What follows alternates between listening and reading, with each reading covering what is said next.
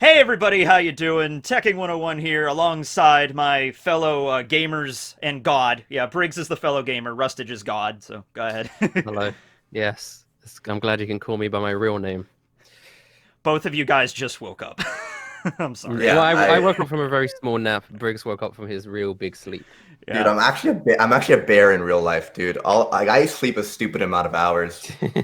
Ragnar is based on a true character. This is going to be the One Piece D&D Q&A SBS little section. I really wanted to do this for a while, so thanks you guys for joining me today. But I got a bunch of questions, and so we're just going to go through them today. And hopefully just, build the world up. We can't answer, like, every little thing. Like, obviously, like, Rustage, what's going to happen with Arzen in the next episode?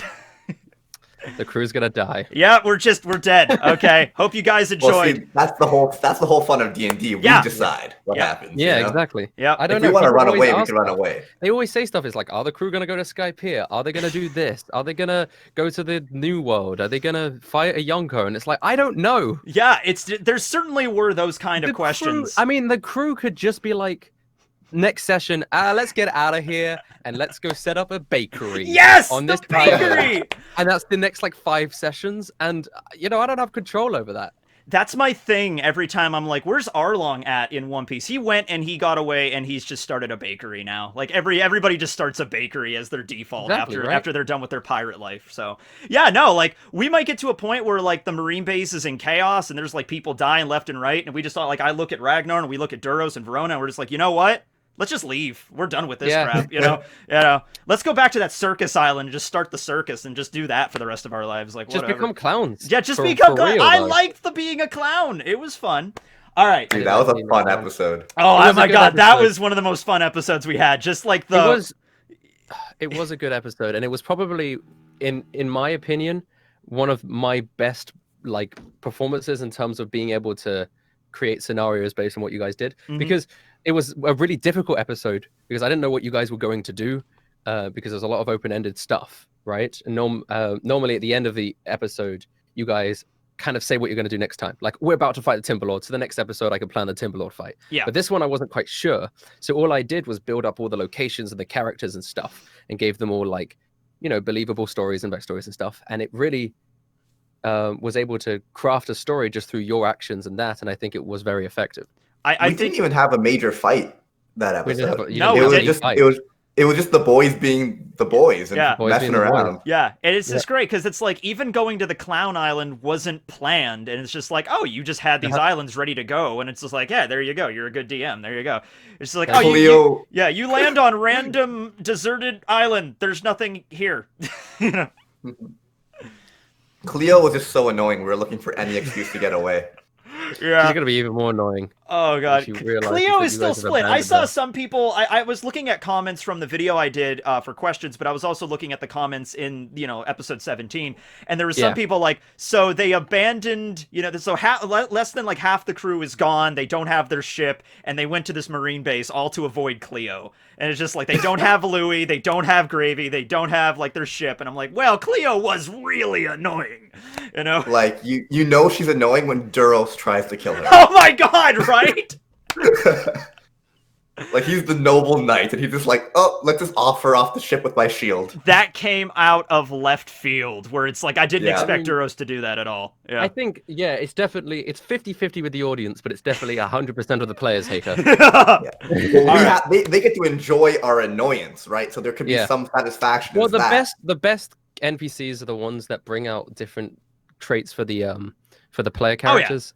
Yeah. The ones that make you guys act differently or make you guys react. Yeah, Right? That like have with an impact on the way that like we with do. Adam, we started by all mistrusting him, and me and Verona pissed in his bed, and then at the end of the day, I'm like, man, I want to build a statue to this man. He was truly great. Well, even it could be someone that's really annoying like Cleo, but even in this latest session with Cyril, I felt like that Cyril had an effect on you guys. A lot of people liked Oh. Cyril. A lot of people, I've seen a lot of positive response from Cyril.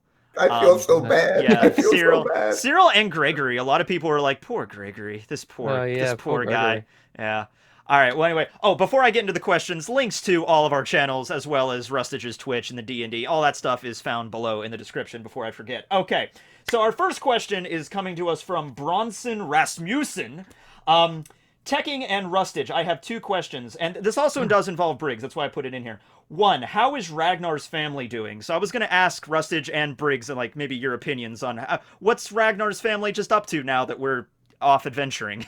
I say you're gone for about a week now. So I mean, with Magnus being as talented as he is, they've probably already built a relatively decent town. They already have like a pretty nice colonial town setting going on that island. Yeah. I was so happy with that idea. It was such a good idea. It was such a good idea. I'm like, how can I like come up with a way for me to leave with the boys and go on adventures and like help them out and stuff, but also not just completely abandon your family. Yeah. You don't want to be like Yasop and it's just like, I'm just gonna be a pirate, so bye. You know? Yeah. Yeah, it was such a good idea, and I was so happy that you came up with it because I had no idea what to do with that. Like, because we had the same situation with Duros, but that one was a bit easier. With the Duros situation was once he had rescued the prince that he was used to be the guard of, you would assume that he would then go back to being the guard of the prince. Right. But then the prince gave him the mission of protecting Pearl, which has helped with the keeping him on the crew and other reasons as well. And so it's good that we came up with those, and they're believable and they make sense. Yeah, exactly. And it's like, and Magnus is still like a kid. I mean, he's like 9 feet tall, but he's still a kid. He's still a kid. Yeah. I'm sure they're plenty busy, right? Like building up a town from nothing. Like they probably have done the structures and everything, but there's a lot more to do. Yeah, like, it's easy to, your son could build a house in like 5 seconds, I think we established, but like a stable form of government, I mean, like a city council or something, like, you know, they have to, it's going to take some time, but I'm sure they're doing okay. Yeah, I came up with the idea, but Rustage, it's up to you to have, like, when we go back there at some point, you have to, like, blow our minds with what's going on. You'll see. I already have ideas, and I for a lot of them I've rolled for as well. If anything happens, then we have to, because that's something, like, in One Piece, they don't really do often. It's just, like, a linear kind of adventure. It was mentioned, like, there was one of the One Piece movies in Strong World where it was, like, they were almost ready to go back to the East Blue and do something there because they were like danger, but it's like a linear adventure. But here we could go back. I mean, it's possible. So yeah. No, Rustage said he rolled for ideas, which means they could have could have gotten attacked. Yeah, roll a d12. If it lands on 12, pirates attack the island. Sorry. The thing is, right, I like to keep things feeling like relatively that the world is alive and out of my control sometimes. So there's a lot of things in the background that I will create a rough table for, and then just roll to see what happens, so that it's like, you know, it's relatively random and more realistic, right? It's not. If something does happen, that's the beauty of One Piece as well. There's always stuff happening in the background, right? If something does happen, it's not because I wanted it to happen. It's because that's what happened sometimes. Yeah, so, just how it goes. So the next question is for William. Since William is a roguelike character, can he cheat at his own devil fruit like he would at an actual roulette wheel? I feel like we've kind of done that already, kind of, sort of a little bit. At least in the clown video where I was like, oh, you remembered I do that thing where I'm like, I can reroll. And I didn't know, was that a thing that was established from day one? No, you didn't reroll. You just use the devil fruit power again. Oh, that's right. Oh, okay, so I used up an extra roll. Okay. And it just used another roll on your thing.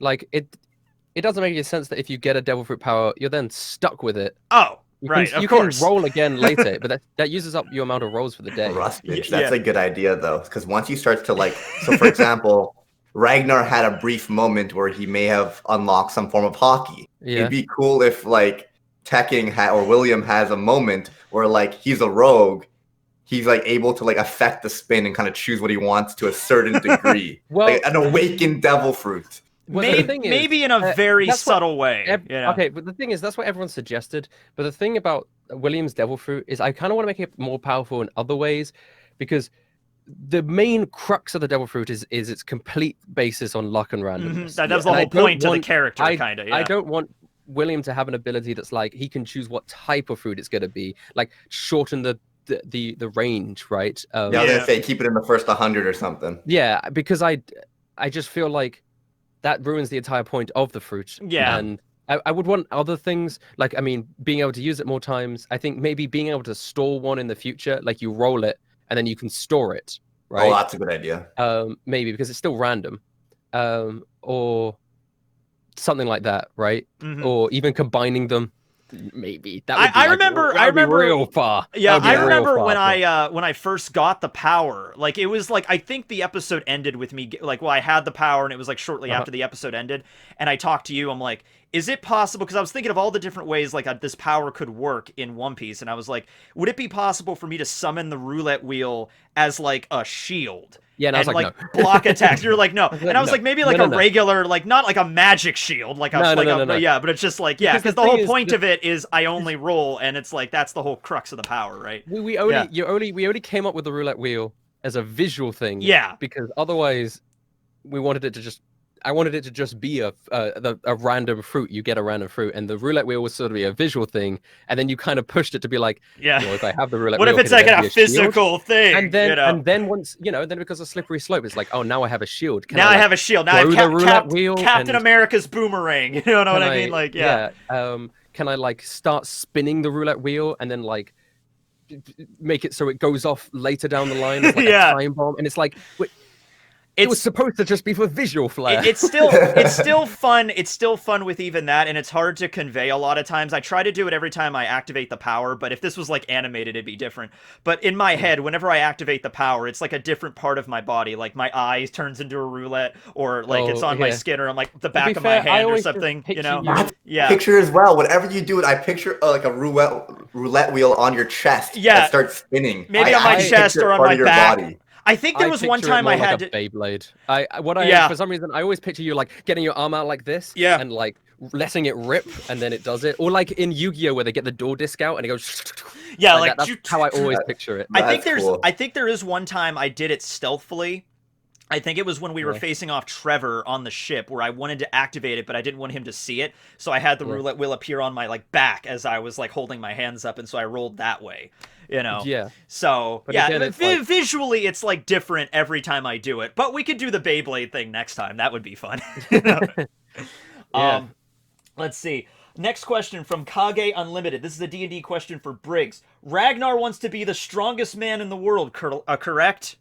Yes, this is true. To accomplish this goal, would he not have to face Whitebeard, because Whitebeard was known as the strongest man in the world? Well, I would imagine Rustage would not have us fight any actual characters from the series. However, I don't know, within our own little D&D, if I were to take on like an admiral and win, or we get to the point where I am the strongest, it's just a plot thing I want to say, because at the end of the day, my wife and kid was taken from me because I wasn't strong enough. And I was struggling to be able to get them back. We almost died multiple times. It's like, and that's kind of what made it, it's like, okay, if I want to protect the people I care about, I got to be the strongest in the world. I mean, it's like, here's a question. Like, this is an extended question, because there's like a bunch of questions I got. I'm just going to kind of like coalesce them in one thing.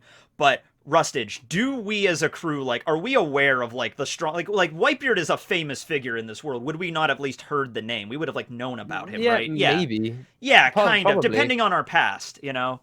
Yeah. Well, newspapers are a thing. I think William would have. I don't know if Ragnar would have. Oh, I don't read newspapers, bro. Yeah, exactly. There's the thing, right? It's also like, it's different in our world because they don't have social media in One Piece. So it's like, yeah, unless you read the newspapers, you probably wouldn't know a lot about like the famous figures. I mean, maybe in the bars you'd hear about them and stuff, but you know. Dude, Luffy wants to be the Pirate King. Meanwhile, he doesn't know who Dragon is. Yeah, no, exactly. He doesn't know who Whitebeard was at all. So it's like, it depends on like how like just, you know, shut off you are from the world. I think like, you know? Verona and William are the most educated on world things. And then everyone else in the crew really isn't.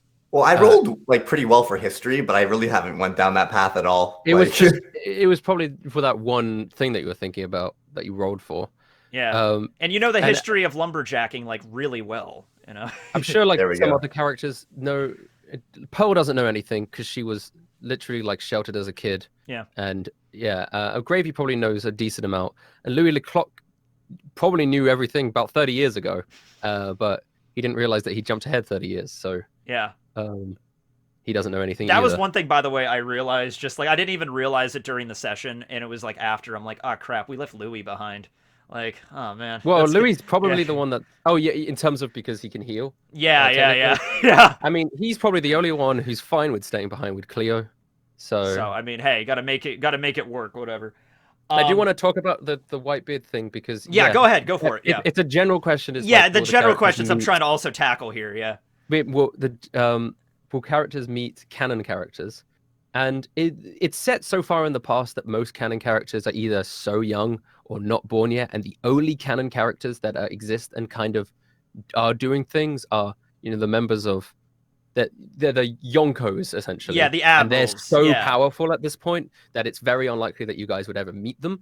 Like Whitebeard is so canonically like 50, strong. 60 sessions down the lane. Yeah, Whitebeard is so canonically strong at this point. Like we would like die before we even approach him. Like he's just so dead. One blast of his Conqueror's Haki would just knock us all out immediately. So speaking of power scaling and stuff, this is not a question I haven't seen anyone ask, but it is something that I want to address real quick. Is that some people might feel like the Devil's Luck pirates are getting stronger faster than like they should be, but that's just because of the nature of how we're doing Dungeons and Dragons, and because we can only do it every other week, and etc. etc. Like, yeah, it's been 17 episodes, and I'd say the crew are about as strong as the Straw Hats were in like Enos Lobby or something, right? I mean, I can see that, yeah. Right, or like Skypiea, Enos Lobby level. Even though it's in terms of actual like time, it hasn't been that long. It's not that unrealistic for One Piece. No, that's what I mean. Yeah, for anime in general, yeah. I just have to say, because that's just the nature of how it's gonna be, or else it's just gonna be really boring. Yeah, because it's like otherwise every episode. Yeah, right? otherwise we'd be in the South Blue until like episode 50. Otherwise, yeah. So yeah, I mean, it's possible. I don't know. The series can end in so many different ways that I don't know. And the thing about Ragnar becoming the strongest person, there's so many people in the universe who want to become the best at something, but that doesn't always mean they are going to be. Yeah. We could easily we're doing this entire Q&A, but we could easily die next episode. Yeah, no, that would suck. Could die next episode. I will try not to do anything stupid. Ragnar's the least likely to die, but he could die next episode. Yeah. I'd say well, we've almost had a few close calls with Verona before. Verona's the most likely to die. Pearl is obviously the most likely to die, but after Pearl, it's Verona. Yeah. Then it's William. Then it's Duras. Then it's Ragnar. Duras because he has the lowest HP, but he's has such high protection stuff. Oh, now it's gonna be hard to hit him. Yeah, exactly. Yeah. And I don't have like my health is like it's better than Duros, but I think mostly it's just because I'm really like I'm really acrobatic. I can dodge shit like all the time. Like I can jump out of the way and stuff and take like half damage. Smart, like if you play it smart like you did against God damn it, Timber Lord. Yeah, Timber Lord. Yeah. The rare time I actually played in the trees, you were playing in the back, helping, like you were playing your character, like a rogue. Yeah, it's like the rare time I actually play my character as a rogue. I actually am pretty good at maybe not dying. The rogue class actually works really well with. I didn't realize this, but it works really well with your Devil Fruit, because the rogue class only ever really lets you have one attack each turn. For the trade-off of that attack's really powerful because you got the sneak attack damage on it. Mm-hmm. But when you get the Devil Fruits, most of the time the Devil Fruits will only allow you to do one thing on the turn anyway, and you can make them more powerful with your sneak attack. Mm-hmm. At least I'm letting that happen because it feels like it makes sense. Right. There are going to be some like.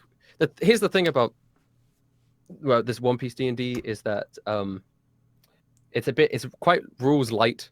Mm-hmm. So there's some like really technical stuff that people would get angry at me being like, that's not exactly how it works, and it doesn't matter because the priority is the story, and like the rules is kind of put into the background because it's a podcast and not like an actual game. Yeah, it's a different. It's our D&D session. We should be able to decide and play it the way we want to play. It's like Monopoly. Everyone plays it differently. There's a very different kind of style when you're just around a table playing with like friends. It's whatever, and then you're trying to entertain an audience. There's like a different kind of style you have to do. And like a lot of times, like when I'm playing with my friends, which I haven't had a chance to do because, COVID, but, it gets to somebody's turn and I might take a while to figure out like what I'm going to really do and like, put anything together, and everybody just kind of like, all right, we'll take some time, go on our phones or whatever. Here it's different. You kind of have to make a decision a little quicker because of everything, Which results in like Cyril's arm game taken off, or me shooting an old dude in the face, like whatever.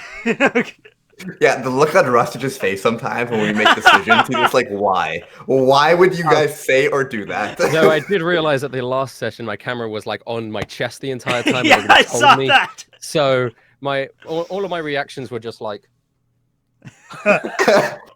That's a Twitch pog face. Yeah, everybody loves the shirt though. It's just like, oh wow, yeah, it's Rustage's shirt is the DM for this particular session. Yes.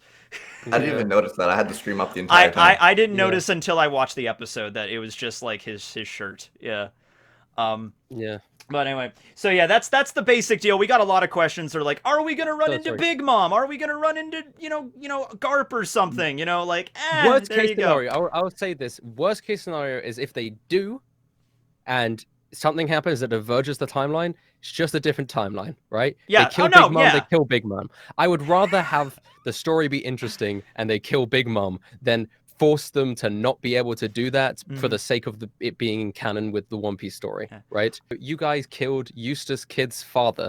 Yeah, right? I didn't even connect the dots on that one until it was revealed. Did you know that was a thing before it actually was? I didn't even connect the dots. Eustace Valve. His name was Eustace Valve, and nobody got it.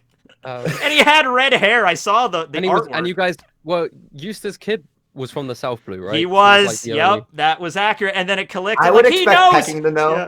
No, but I just call Kid. I didn't know his Yeah, there's also been a few other characters with loose relations. I can't remember any though. Although also none of us want to become the Pirate King, right? No, none of us. None of us is like that's not our like thing. A driving force. So it's like we really if we ran into Whitebeard, we could just have a drink or something. Yeah, that could always happen too. We could always beguile him or something and be just like, hey, just because I want to be the strongest in the world, would you like to kill him? Yeah, you don't have to kill him. Would you like to see a card trick, Whitebeard? That is a good point, Ragnar. Actually. Yeah. Sorry, fucking Briggs. We're you don't actually have to kill the strongest guy to be the strongest. You just need to beat them in a fight. So you could just beat Ragnar. Or I guess we could continue to take out fake adversaries, and then eventually non-canon adversaries, and eventually it'll be canon that I'm known as the strongest person. There is if I were to take out all the admirals or something, and a bunch of warlords. Designing characters in the One Piece universe is probably the most fun thing. Oh yeah, that's because it's such the art style just by itself. So Ragnar, there is a question revolving around that in a second, but I'm gonna do this first question while I look for the other one because they're not in order. But this is from Red. Excuse me.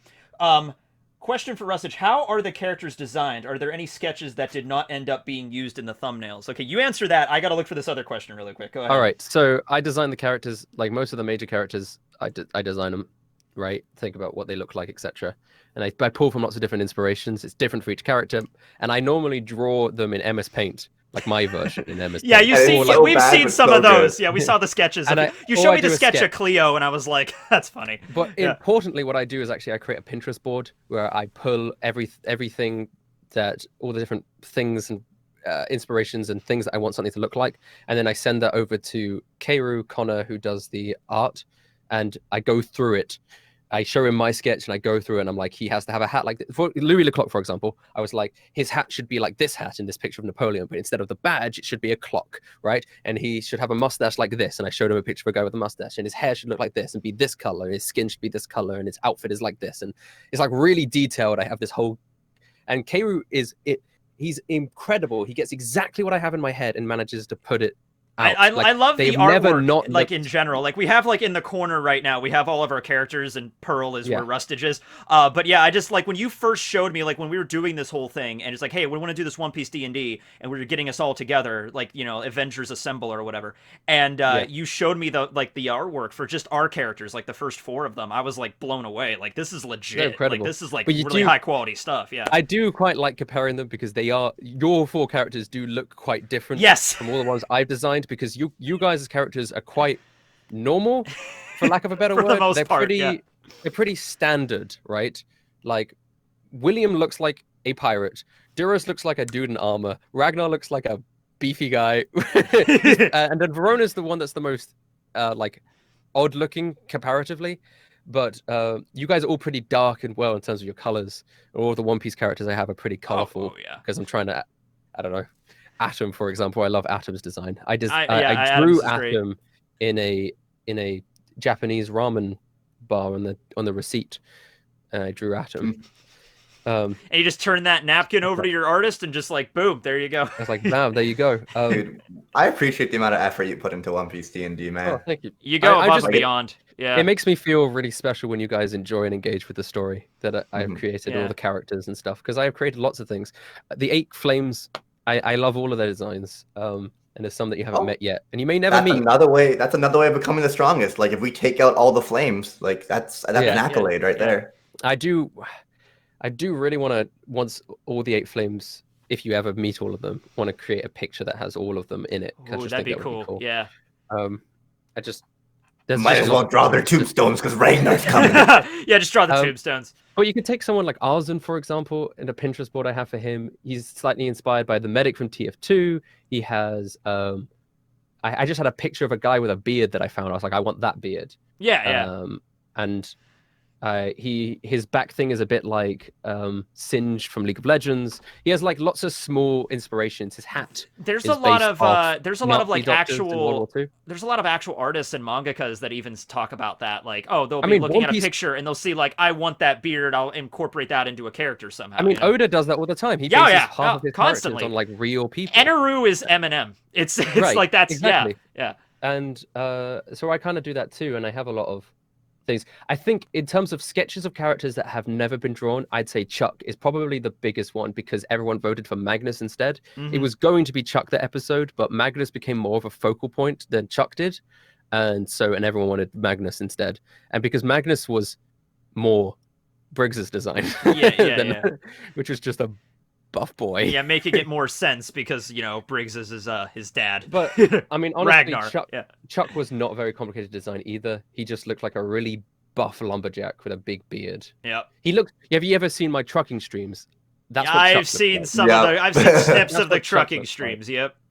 But yeah, all the characters have small inspirations. Like Captain Marrow, for example. He I'd sent him a picture of the skull. I wanted the skull. I wanted the milk thing. He's actually slightly inspired by a picture of young Garp that I saw once as well. It looks a little bit like young Garp as well. I wanted that sort of presence. Speaking of Garp, I found this question from Bo. Will the Devil Luck Pirates come across the Sea Tyrant Barry D. Briggs? Okay, that was a joke. Oh, maybe. I don't know at some point. But here's the question. Could Ragnar beat Garp in a woodcutting contest? So not technically. See, yeah. Because you were gonna say, I thought you were gonna say. No. Absolutely not. But in a lumberjacking contest. Honestly, I think so. It's like asking, could Garp build a bridge for Frankie? Yeah. You'd be like, Frankie would be better at that. Yeah. It's just because, yeah. Like if anything, Chuck would have the best chance, and I even still think I don't know, I just made it part of my backstory that I just cut wood, bro. just wood cutter, bro. It's like he put all his skills in wood cutting.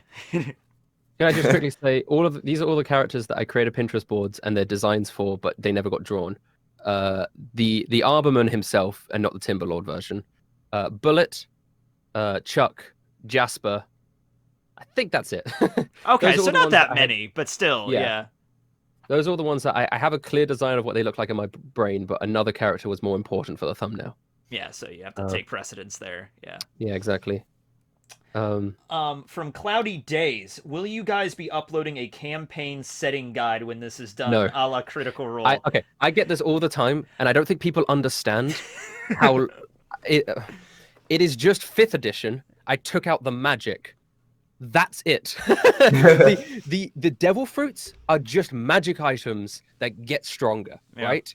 So all you got to do, and all of them work completely differently from each other. You imagine a devil fruit as just like a magic sword someone has that they swing it and fire comes out of it, right? You could do the stats or a magical suit of armor that turns into a wolf stand. Right. Whatever, it's stuff like that, and it's just like at level 3 it does this much damage, and then at level 5 it does that much damage. You use it this many times. That's all it is. That's all the devil fruits are magic items. And if you know how to create your own magic items in D&D, you can create your own devil fruits. There's a way of doing it. There are tables on balancing how much damage those do, etc., etc. So as long as you know how to do that, you can create the devil fruits, and then it's all up to your creativity. Because the devil fruits in One Piece are too specific and crazy that you can't create a rule set that applies to all of them. You have to be able to have freedom with them, right?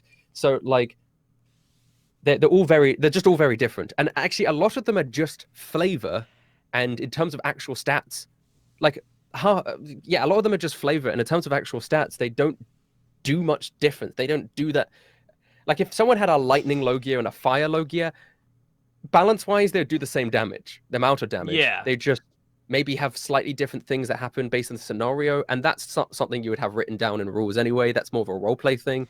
So there's no real campaign guide for it. Yeah, there was another question that was kind of like that, where it's just like, how come you went with 5e and not GURPS or Pathfinder system? Because I know 5th edition and I know how it runs. There you go. And I think it's best for what we need to do with role playing, because outside of combat, everything you do is you roll a 20-sided dice for it. Yeah. Right. And it just makes everything really simple. I know 5th edition really well, and so I can run it really easily. And the combat makes sense, and I know how to run 5th edition combat to.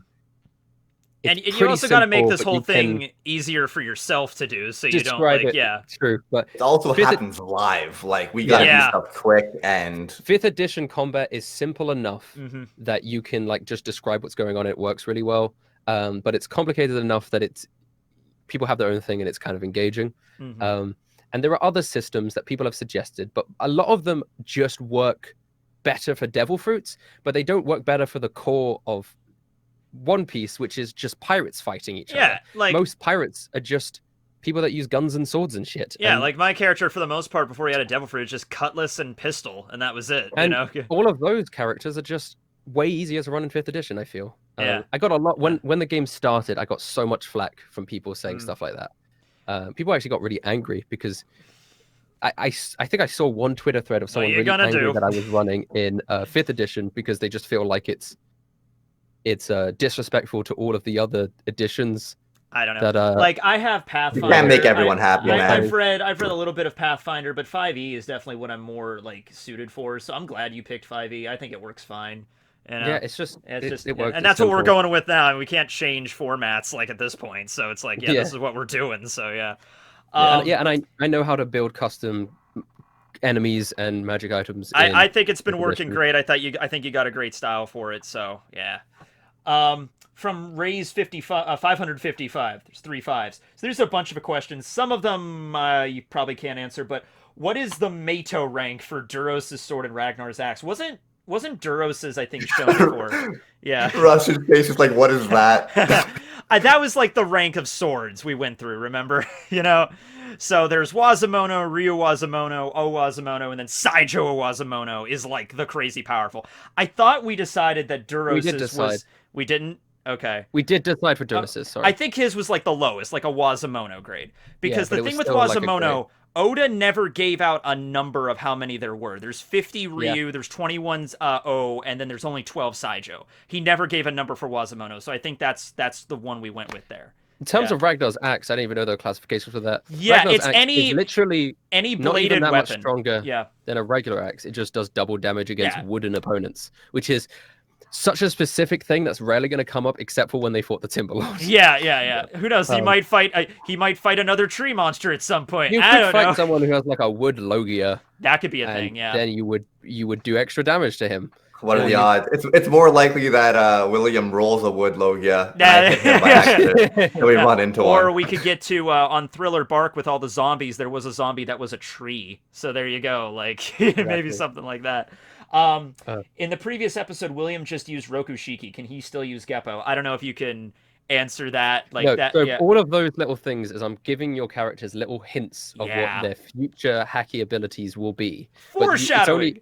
It's only like little bits of like Ragnar did a little bit of armament haki on his axe as he cut down the Timberlord just for a split second in that moment.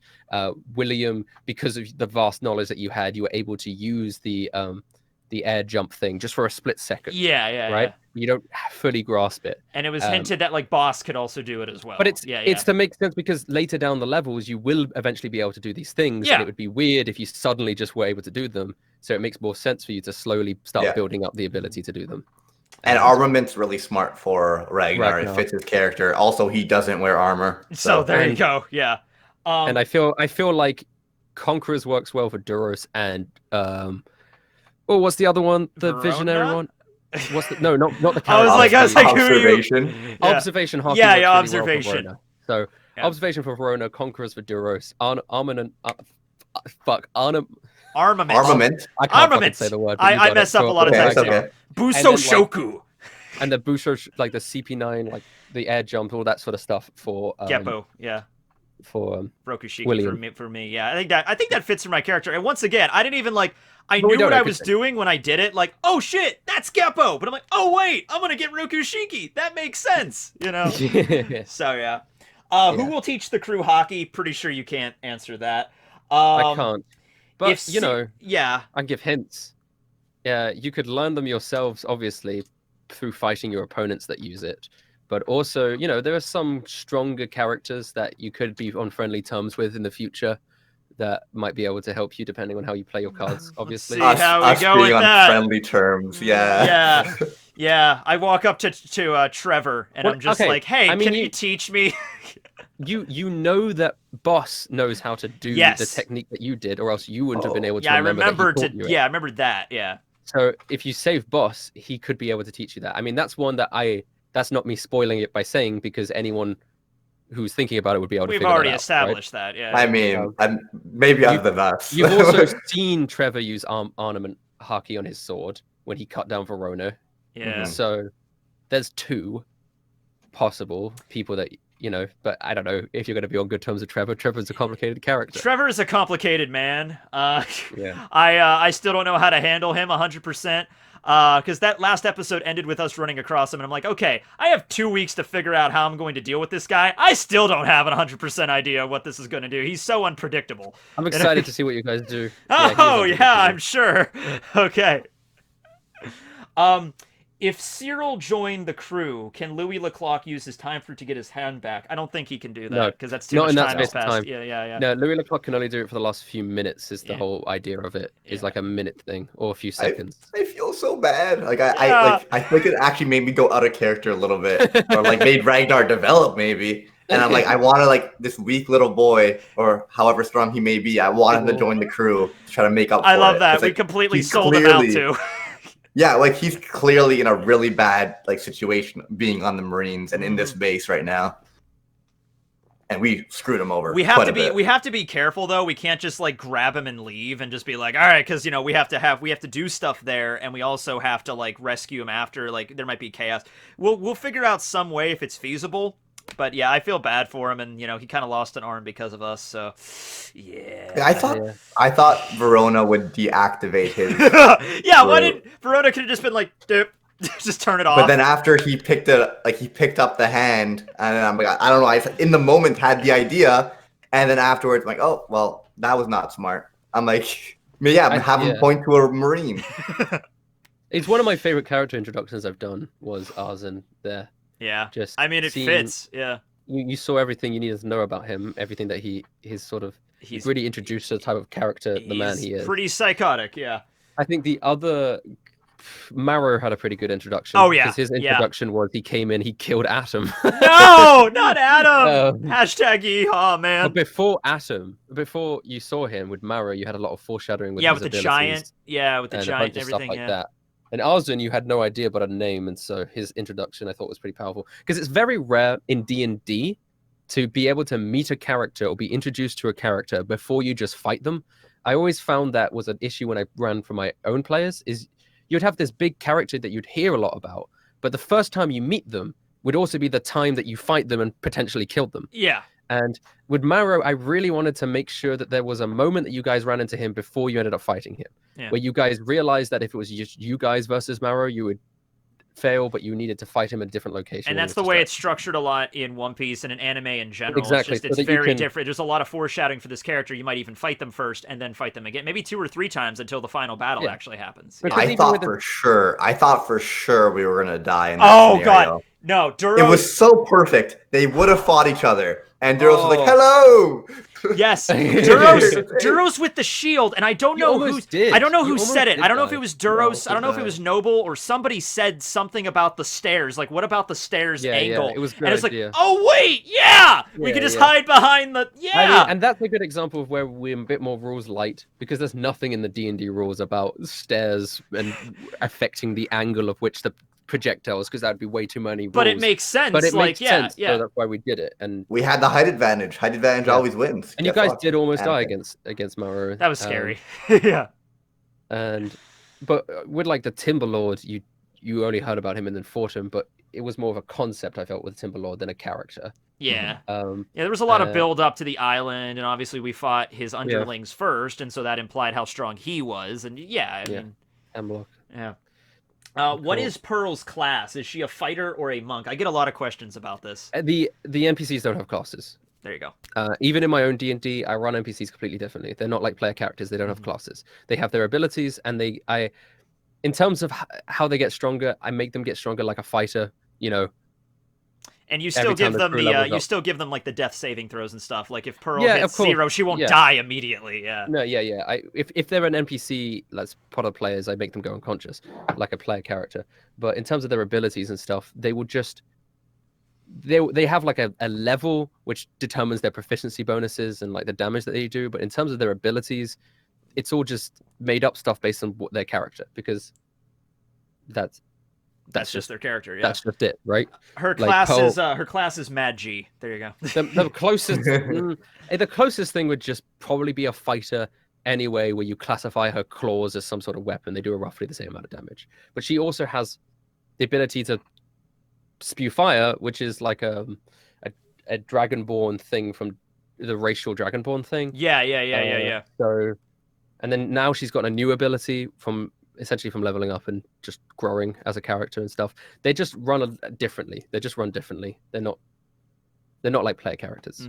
Same with Louis LeClock and other characters like Last question from Rays. Can the Devil's Luck Pirates at some point have other species on the cruise, such as mermen, mink, or dwarves? Tontadas. Yeah, I mean, like, I guess at some point, like, they're more common. There's nothing stopping it. In the Grand Line, it's more common than in the South Blue to see these other like races in the One Piece world, obviously. You may see it in the New World, or you may see it soon. They've got to get these body parts from somewhere. And remember if you remember what happened at the end of the last session. Oh yeah. Yeah. So. Yeah, I didn't even think of that. That's okay. Next question from Anthony. This is something we get a lot. D&D question, will you guys have any other YouTubers as guests for bosses? There is one in particular, Briggs. I think you know exactly who I'm talking about. Everybody wants... I was ranting about this the other day to someone. I can't remember who, but I said, I wish there was just a way that I could announce to everyone that I don't think Nux will ever be on One Piece. Because he's just too busy. Right? He's a very busy guy. That's why there's no way he could be part of the crew. But I thought it would be really fun to have him be like a one-off. For a one-off, it would maybe work, but yeah, he has a really busy schedule for anybody that's curious. Yeah. The other thing is he doesn't know how to play, so he would have to learn. Especially if he came in, you guys would be like level 10s. You would have to learn a level 10 character and everything just for this one session. And it's too complicated, and I don't see it ever happening, right? I mean, like, and also, like, if Nux came in and played a villain, like, it would be great, but I know Nux, so I'd be laughing the entire time. I think we all would be. Like, Nux as a villain would be hilarious, because nobody else on the planet has his voice, and it would just be hilarious. But yeah, I'd like for him to be there. But it's like, look, when I started getting really into D&D, I'm reading all the rules and stuff, and I had, like, most of my friends that were not into D&D at all, and I'm like, how's, like, here, we want to play this game? Sure. Okay, read this book and then come back to me, and then, like, or read the rules. Like, it's like people got schedules, and it's hard depending on, that kind of stuff. Yeah. I think it's unlikely. I just think it's totally unlikely, and it's just also 4 players is just my ideal for a thing like this. And once you add more players, more people talking over each other, more. Less focus on the characters and stuff, even if it's for us. I don't know. It's unlikely, maybe, but it's so unlikely. There's no plans for it. I just see it so much I mean, I understand why people ask it, because it would be like, get all the YouTubers in on this and stuff, and what's the largest group you ever gamed with? That's not a question from anybody. That's just from me. Because for me, it was like 9 people we had, and it was kind of chaotic. I think the tipping point for running a game is 7. 6 players you can do. But the moment you add the 7th player, it sucks. Right? Tipping point has always been 7. Okay. And that's just for like personal games. Mm-hmm. For something like this, no, that would be more chaotic. Just everyone talking over each other, it would be a nonsense. Yeah. Moving on from that, kind of like extended back to it. XOF asks for all 3 of us, what do you do to pass the time when waiting for your turn? Do you guys have a game of Uno going on in the background while someone is taking their turn?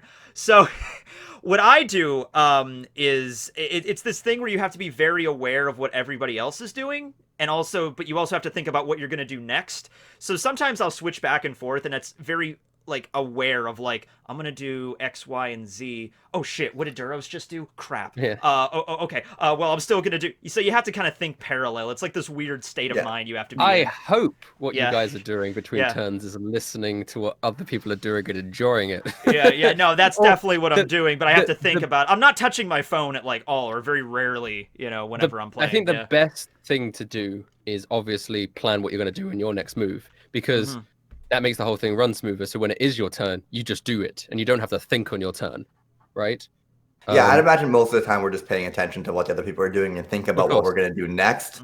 Although sometimes I'll be in the Twitch chat, and I'll be trolling in the Twitch chat a little bit. Like I'll just say I'll be like, I'm gonna do this next turn, and like, I'll have a bunch of I'll have like my DM, like not my DM, the Roll20 screen open, and Discord and Twitch, and I'll kind of like cycle between those and everything every now and then. But you got to really just be paying attention to what. Well, I guess because it is more of a show, more of a podcasty sort of thing. It's more important for you guys to like be paying attention and to what's going on and such. And there's no reason we can't talk while it's someone else's turn, right? It's not like we're just playing a board game. Like it's role playing. We're all alive and active. We're all having fun. Yeah. Now after you guys after I go, I just go and make some instant ramen for like 10 minutes. I come back. I'm like, oh, what are we doing? All right, I roll my devil fruit, whatever. I get the ramen fruit. Yeah, I get the ramen fruit. There might be a ramen fruit. Let's see. Okay, so we got a lot of I don't know how the hell this would be even feasible. It would be awesome if this was a thing, but Titan-Fisted Tristan asks, any thoughts about revisiting the D&D series afterwards to make like an animated series? And I'm like, that would be awesome, but I am not an animator. I don't have those skills. I don't think you guys have those skills. I think the only possibility is some sort of drawn manga thing. That would be cool. And I would that would need a lot of work and people to do. Oh yeah. Animated series is impossible. Even like big budget things like Critical Role is the most popular Dungeons and Dragons show, and they don't even have they didn't even have an animated show until they did that Kickstarter that raised 10 million for it or whatever. I mean, I watched the first 2 seasons of Harmon Quest. I really like that. But I mean, like, unless one of us wins the lottery, I don't think that's going to be happening. Yeah. I mean, you never know. Like a company could reach out to you if this gets really big, but it's very unlikely. Studio Madhouse approaches us. It's like, we're interested in bringing One Piece D&D to, like, we're going to make that the big anime of the season. It's so unlikely for One Piece D&D because One Piece is not our property. That's we don't. Yeah. Also true. Oda watches it and he's like, okay, this needs to be. Like we have a Rand Cafe light novel, and people ask it all the time. Like it's never gonna happen. Dude, I don't even. I don't even know how that would be feasible, but I mean, it would be awesome to picture. And I've seen a lot of awesome fan art and everything. Yeah. Like we need to do just a fan art stream at some point too. Like that would be cool, just to go through all the fan art. But although I'm sure like a manga, like if you were to hire someone for a couple chapters, that's definitely feasible. Cool. No, that's way more feasible than an anime. But don't hold your breath for that. Yeah. Not so serious question. Could there be an alcoholic fruit? I mean, I guess any fruit is possible. Didn't Ragnar eat that? That was still the Tristan dude. But Wait, Ragnar. Yeah. I have it on my on the devil fruit list for the. Yeah, for there your was thing. also a question about that, like how exactly. No, I'm never releasing it. No, but... no, not. It wasn't that. It was like I think just a general question on the chart, like how did you piece it together? What kind of program do you use to roll it? Like that kind of stuff. It's a spreadsheet, right? It's just a spreadsheet, yeah. And I copied all of the canon fruits, then all of the non-canon fruits, and then I went and I added a bunch of fruits of my own design, and then I went and looked for fruits that existed that other people have created all over the internet and stuff. I was just pulling ideas, and I got 410 of them. Wow.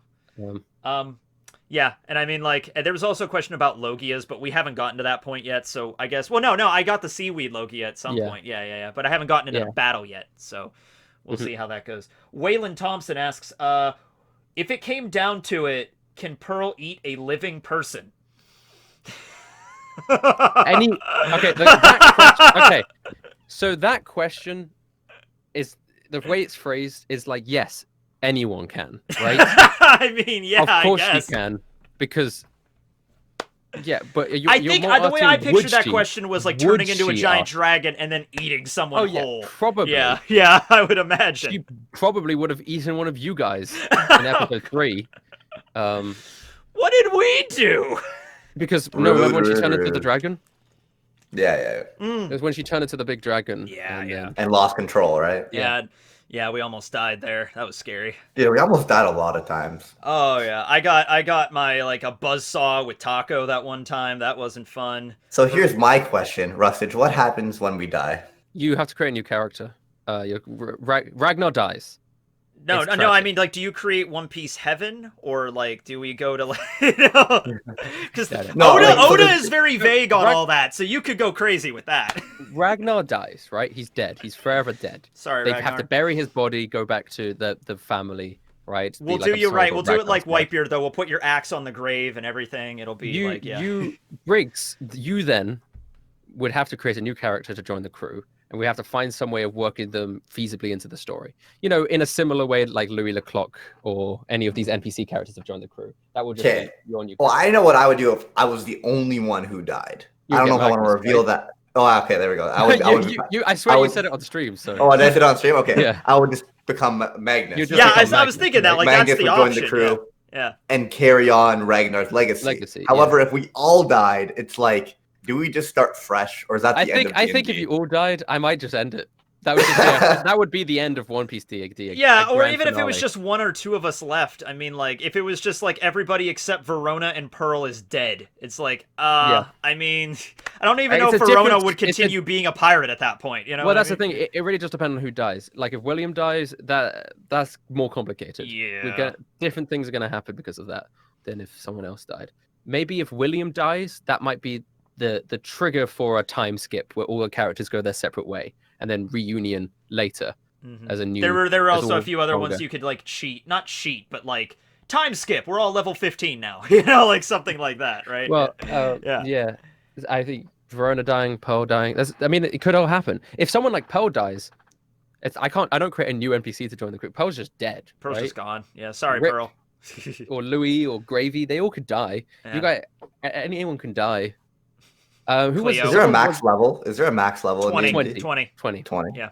But it's very rare to get that high. But the thing is, with D&D, levels 15 to 20, you're essentially a god. Yeah. So if I were to like scale the Yonko, they wouldn't even be level 20 in my head. They would be like level 18, sort of, you know. Yeah, if anybody out there is doing a campaign and you actually went from level 1 all the way to 20, I like commend you, because that's pretty hard to go. Like you've been at it for a while. I did a one-off once. No, one other DM did a one-off once that I was part of, and was like, "You're all level 18. Let's just have fun with it. You know, we're fighting Death Knights and dragons, and it's whatever." At that point, yeah. If you're like a wizard, you have like the spell Wish, which can do anything. So it's just anything. Yeah, you just. Well, the DM still has final say, but it can basically do anything. Most games that I play, we tend to get to. I think the highest level I think I've got to is like 12 or 13. How you get to that? Yeah, that's I think about. But at that point, you start becoming really powerful. Mm-hmm. That's really the turning point. Level 11's quite a big turning point for power, I'd say. This is a question I included because it's very SBS like. Like I could see like Oda getting this question and answering it. From broke student in school. I think we've all been there. Who can drink the most alcohol in the Devil's Luck Pirates? It like. I'm pretty sure Ragnar would be number 1. Ragnar. Yeah. Pearl is pretty high. If you remember from Really? episode 1. Yeah. I don't know if you remember from episode 1. She drank a lot of alcohol. I don't. Oh, kind of. Yeah. I do not remember that. That was one of the first things. You guys went into that bar and she got some alcohol. She downed it, and then she got another one. She downed it, and you guys were like, "Whoa, what?" What? I guess dragons metabolize alcohol quite well. So it'd probably be Ragnar, and then I imagine Pearl. And then with the other 3 guys, I'm not critically sure. William. I don't picture William as a heavy drinker. I picture him as a guy like he can pound back a few. And he's just an ordinary guy when it comes to drinking, like, you know. So I'm gonna go with this. I'm gonna go. A few with shots Ragnar, of whiskey, he's gonna get drunk, and then like, you know, Ragnar, whatever, you know. Ragnar, Pearl, Duros, William, Verona. I think that's fair. Ones. Yeah. Yeah, I would slip Louis Leclerc in above William. I would slip. Yo, Gravy's probably in the middle. He looks like a little big boy. I would put Gravy above Duros. So it'd be Ragnar, Pearl, Gravy, Duros, William, Louis Leclerc, Verona. There you go. If we ever have to do a drinking contest, now you know. There you go.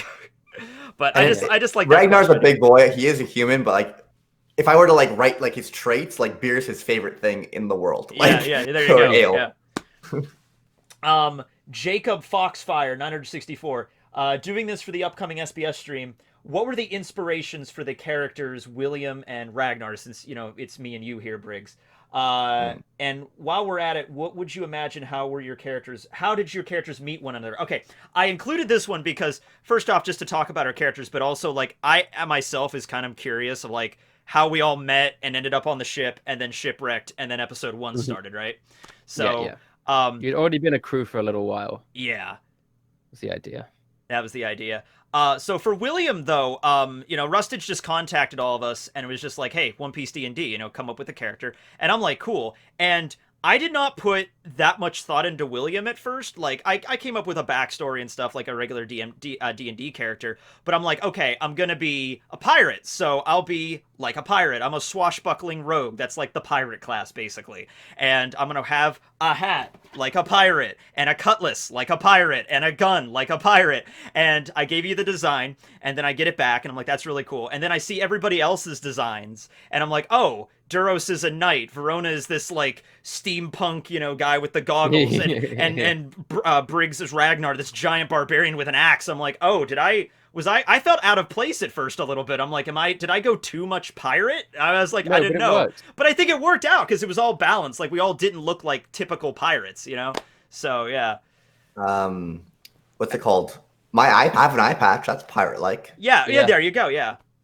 Also, I don't know why I said that I got it in a bar fight, and I'm thinking maybe going forward that could have been a lie and something like actually happened that I just don't want to talk about. That's always something, yeah, because people actually do that. Yeah. It's funny and kind of sad that like Ragnar is kind of loosely based on myself, but more personified. Like it's a little bit more over the top. Like I love my sleep.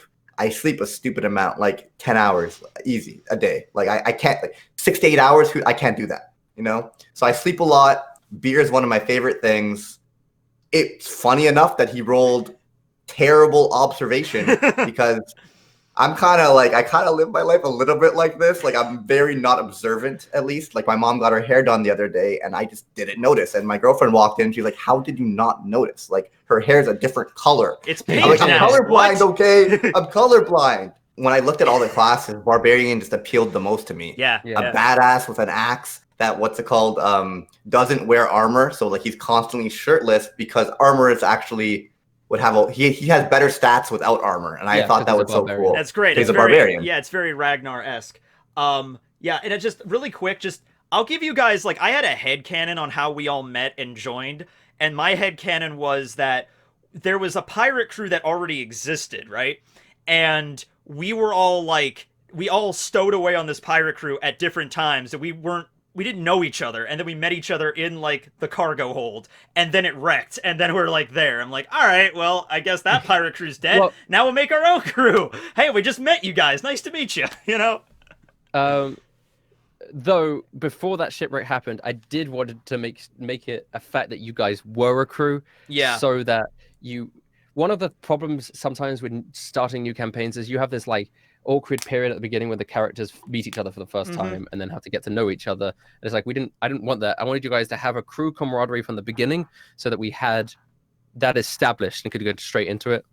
So we can make any backstory we want. You guys had already been on the sea for like a year or so as a crew before that point, or a year or two, or something like that.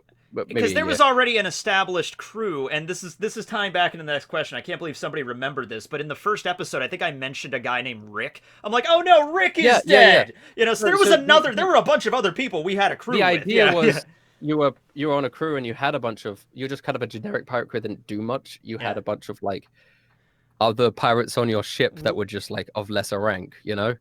And then we like our crew. So basically this campaign is kind of like our second go as this. Like we tried like that was just our tutorial. That was just run number 1 and like everybody's dead. So I'm like, okay, it's just the 4 main members. Now we need to build it back up again. Maybe something like that.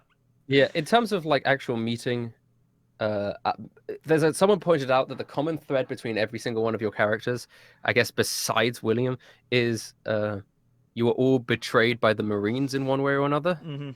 For Duros, well, you weren't. You were because your town was attacked and the Marines didn't help. Oh, fair enough. You were ransacked by Eustace Valve, and the Marines didn't do anything to help the town and just let it burn. Funny enough, I never held any hatred towards the Marines for whatever reason. I was like, goddamn pirate, I'm gonna go kill him. Ragnar is a very forgiving guy. I imagine William being the cunning guy he was probably like, yo, you hate the Marines? Yeah, no, like William join was my just Marine like hating gang. We're a pirate crew. Yeah, William is just this guy who probably more than anything became a pirate somewhat on a whim, or he was being chased by a bunch of people off an island, and he's like, screw this, I'll just be a pirate. Why not? Give it a shot, right? I mean, who knows? Maybe I'll like it. You didn't have anything else. Yeah. You were already like a thief anyway. So I was a thief. Pirate's just a sea thief. Yeah, thief raised by boss, and then he left at 18, and I'm 28 in the story. So it's like 10 years of just on my own, you know, swindling, doing thieving stuff, and then being a rogue, and then just deciding to be a pirate. So yeah, Ragnar's such a simple guy that like the potential that his wife and son were out there, like it never even crossed my mind that like part of his backstory could have been technically him going to the Marines and reporting this. Like it just like from my perspective, I'm like, I'm a barbarian, I'm gonna go save them myself. And I guess let me go become a pirate to do that, you know? There you go. Yeah. Well, take things in your own hand, because the pirate really in the One Piece universe is more like freedom. That's the whole theme with it. That's why Luffy wants to do it, because pirates have the most freedom. Yeah. So this is the last question, but it's a long question, and it's stuff for like it's broken up into questions for ourselves and our characters. So I really wanted to include this. This is from Harold Healer. So this is questions for my character William. Do I carry on the will of Rick, your best friend who died in that fateful shipwreck? And you know, Rick and me were like close friends, but you know, he's dead now, and I gotta carry on the will, man. So I carry on the will of Rick. Yeah. Rick was like a son to me. Rick was like, I don't know, maybe a cabin boy, or he was maybe like just a deckhand or something. But yeah, me and him were friends, sure. He kind of reminds me of Cyril in a way. Yeah, maybe that's why we want Cyril to like, oh man, come on, join our crew, you know, in memory of Rick. Yeah. Oh my god. What dream of his do you carry on? I don't know. The dream to not die a horrible death like he did. You know, that's the dream. When you guys were first talking about Rick, I thought you were talking about Little Timmy. Little Timmy. Little Timmy lives on, though. He's one of the Flames, so we might have to deal with him at some point. We might have to, encounter him. Yeah. I'm actually looking forward to that. Yeah. If this was actual One Piece, there would be a whole cover story about that entire thing. Yeah. Right? Yeah. With the cover story, little things. I love cover stories, yeah. In One Piece. But you could get a piece together. I mean, like, the whole idea of the Flames is that they indoctrinate... Well, I can't say words. Indoctrinate, like, young people who literally have nowhere else to go, and then... train them to be assassins. It's basically like the CP. Yeah, the Cypher Poles do that. Yeah. CP. What happened to Hemlock? What happened to Cleo? It's what happened to Gravy. Yeah. Right. And so you can imagine if Timmy was about to be executed, he'd nowhere else to go. It's like prime. He's like prime target number one, especially with the all he had was a spoon. I mean, damn. And and then this. I don't know why I like. That makes so much more sense if, like, let's say the the flame saved him or whatever, and like did that. I don't know what. In my head, I thought like you might do something along the lines of like maybe he ate a devil fruit, or like he was secretly like another race, and like in those moments of prior to death, like he goes berserk or something. I never had it. Come for us! I'm gonna kill those devil luck pirates. God damn it! I never thought that he was dead. Like even after we were leaving him on the island at the gallows, I was just like, he'll be okay. And I was like, yeah, he probably will be okay. I have faith in little Timmy. He has a spoon. He can make it through. So then the question for me, what was your process for creating William? I kind of already talked about that. Just basically making piratey character. And I usually play magic users in D&D, but obviously couldn't be a wizard or a sorcerer this time. So I played. I gave you the option of artificer. Artificer, yes. When I did it, I gave people the option of artificer, and then the spell casting that comes with artificer would just be inventions. For example, if you were to cast fireball, that wouldn't be a fireball, that would be a fire cannon. There was a new D&D book that just came out called Tasha's Cauldron of Everything, and that introduces the artificer class into that. Does it? I just bought that the other day. Yeah. But yeah, I just created William because William, and I played a rogue one other time in a game, and I liked it. That was the one-off that I played the rogue, and I didn't really know how to play a rogue that well because we only did it once. You still don't. That's why. Yeah, it took like a while, but I'm starting to get the basic premise. No, we're playing better now as a group in these last few battles. Like at first, like it's realistically, I feel like me and Duros should be the ones that get knocked out or killed. Yeah, because they're on the front line. We're supposed to be on the front line. I do the damage. Duros is like he takes the damage type of thing. Like he's supposed to be like my shield type of, and we should be able to do that. And you guys should be in the background doing like DPS type of thing. Yeah. So I always thought like I would be the one to get knocked out, but Verona. You do take in terms of the amount of damage that players have gotten. You have taken the most damage. You just are so resilient. I'm just lucky that my character has a lot of HP, and my rolls have been really lucky when I do HP. Not only do you have a lot of HP, and but you also, when you're in rage form, you do take half damage from like physical attacks. Though you have to be careful that the haki, in terms of balance, in terms of the way of balance, it's like if it was a magic item. So in D&D, they have this thing where certain creatures can't be hit by regular weapons, but if it's a magic weapon, then you can hit them.